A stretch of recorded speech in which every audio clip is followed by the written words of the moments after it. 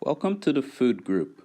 For Enigma 2016, this group will be creating a molecular gastronomy recipe. Now, what is molecular gastronomy, you may ask?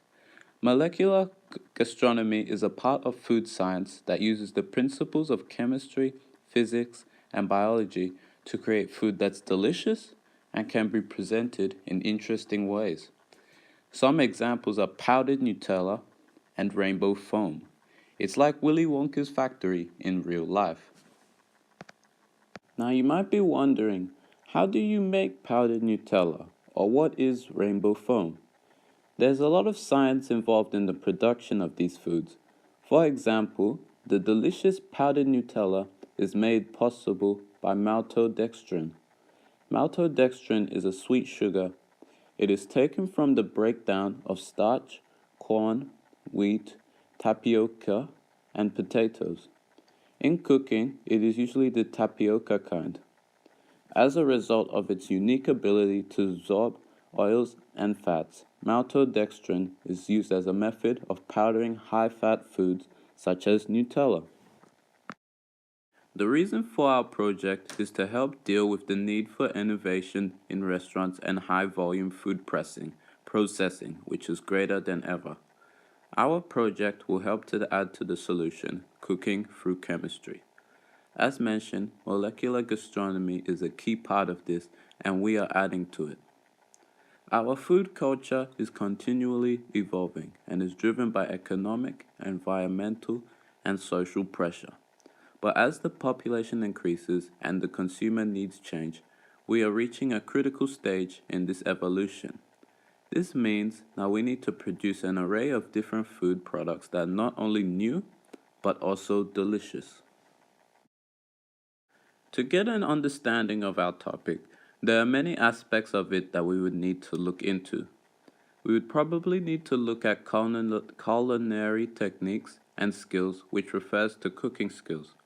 Common examples of this are kneading dough and thickening sauces.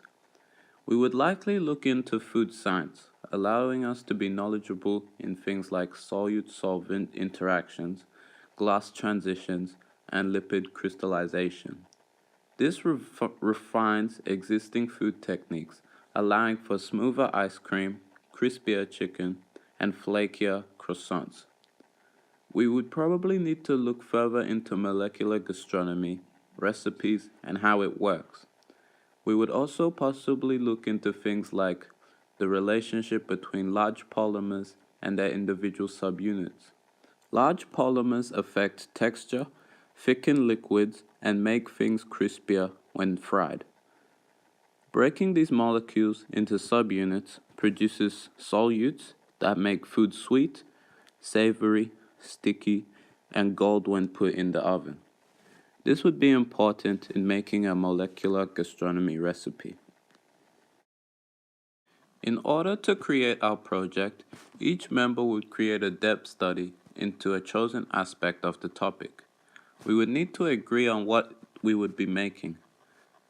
With our acquired knowledge, we would need to experiment with different techniques such as dehydration to make our recipe. We would need to come up with the right units and ingredients, as well as what utensils we would be using. Each group member would be involved in designing, preparing, and cooking the new recipe. We would possibly work in the chemistry labs during Enigma sessions where possible, and group members would also be encouraged to do some cooking at home during the week to try out new things. In conclusion, the food group will hopefully have an enjoyable year and aim to produce something innovative and creative by the end of the year. I will look forward to working with you.